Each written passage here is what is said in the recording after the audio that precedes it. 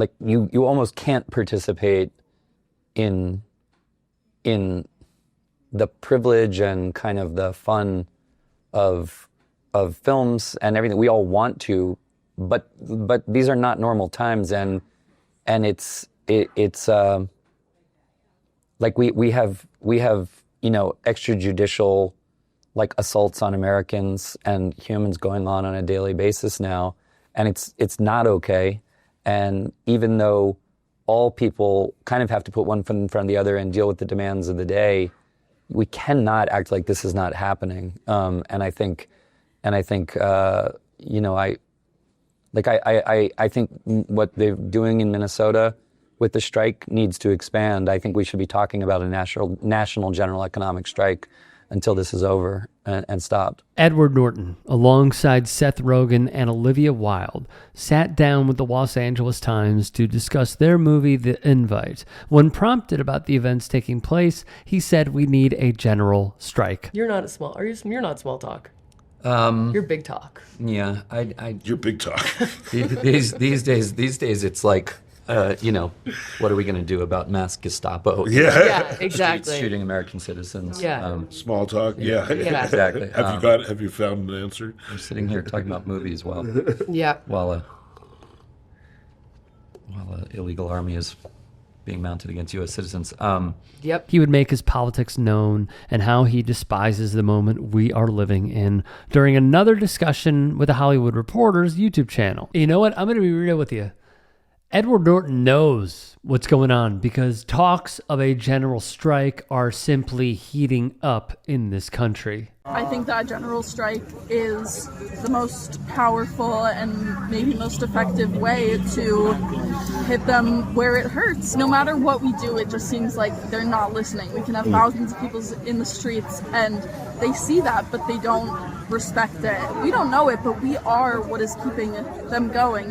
We are the ones who are providing them with food to eat, providing them with transportation, providing them with mail, providing them with everything. People are being violently torn out of their cars, killed on the streets, and it's so upsetting. ICE should not be in the way of people's daily lives, of people's work, of people's school, of people's education. If you want to understand real power and the difference between being right and being effective, stop watching protests and start watching gross domestic product, specifically GDP. Trump does not respond to outrage. He responds to markets. And that's not cynicism. It's mechanics. I'm not talking about a labor strike. This isn't unions, picket lines, or collective bargaining. I'm talking about something quieter, far more unsettling to the system, and that is an economic strike. A short-term coordinated withdrawal from spending and maybe work. No marching, no slogans, just less. And something we forget. They did that in Minnesota. They had a day, the businesses closed. It can't be a day. A day is annoyance. It needs to be a week or a month, and it needs to be national. The U.S. economy is $27 trillion. That's $74 billion a day. And here's our power, Kara. Our economy is 70% consumer-driven. Consumers actually have more power, not in signs or in guns or even in their vote right now. They have it in the power of the purse. It's a question around what actually works, and the history and the data, I believe, are not ambiguous. When nothing moves, everyone listens, and that's not ideology, it's economics. And in a system, capitalism built entirely on participation, the most radical act in capitalism isn't protest. This is the only thing that matters right now, and normal life has to stop. So I believe so strongly in what we're doing here with calling for a legitimate general strike. DHS and ICE are bankrupting us as a society. They're taking up so many vital resources that we could be using towards teachers and healthcare and infrastructure. We're putting it towards militarizing people to come terrorize us in our cities and divide us and kill us, like execute us. The majority of us are the workers, and we make society run. ICE needs to go. They are not keeping us safe. We were safe without them. We were building community together without them. We're still doing that while they're here, as everyone has seen. What unites us is our class. On Friday, it's a general strike. No work, no school. If we can shut the economy down, that's the goal. Shut it down. No ICE. Get out. Workers got to take the power. What's the official position of the Teamsters on the question of a strike? The person I talked to said they can't back it. They can't support it because it's a work stoppage. So it doesn't sound like Teamsters are backing us up.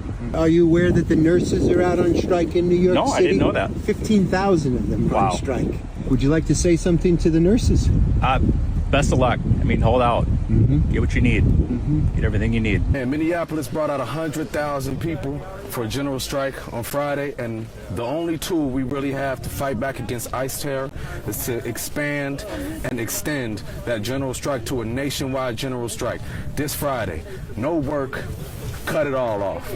And there is good reason why. Firstly, activists and organizations around this country are calling for a general strike on Friday, January 30th. I truly, truly hope you will all partake. Here's what's going down. There are a ton of organizations, a ton of activists that are advocating for this. And I'll just piggyback off of what many others said previously in this video. It is rather clear.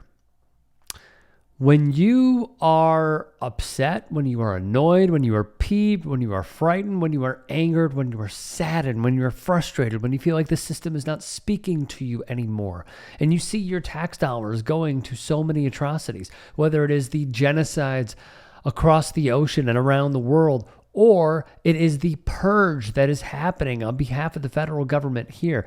The strongest card that you can play as an American citizen is, number one, to build coalitions. You need to be with like-minded people, and you need to reach out to non-like-minded people and try and educate them on how all of our struggles are interconnected. Secondly, and this is most important, participate in the general strike that is happening on Friday. I am going to be going to these rallies and these protests, and if you're out there, say hello. I'm going to be interviewing a lot of people, but what I think is just so vital in this moment is to participate. Do you know what Trump and the oligarchs hate? When they don't get money. They are driven by profit. The number one thing that you do is give money to the economy, to your boss, to different companies that own products. If you decide, you know what? I am not going to order DoorDash.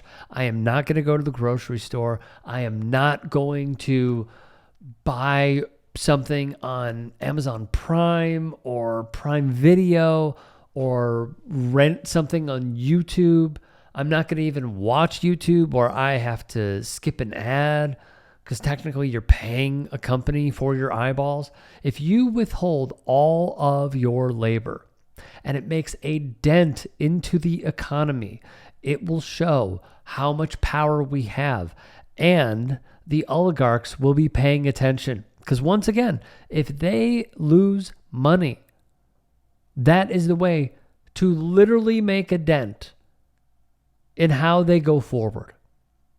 If we continue to withhold our labor, they will have no choice but to meet the demands of the people. There are too many of us. The problem is we are too disorganized. This Friday, we become organized. I need everyone to participate in any way you possibly can. Thank you. Please become a paid member here at TYT Sports, and or go to tyt.com/join. In addition, you can follow me on Twitter, Instagram, and TikTok. Appreciate it. Have a great day.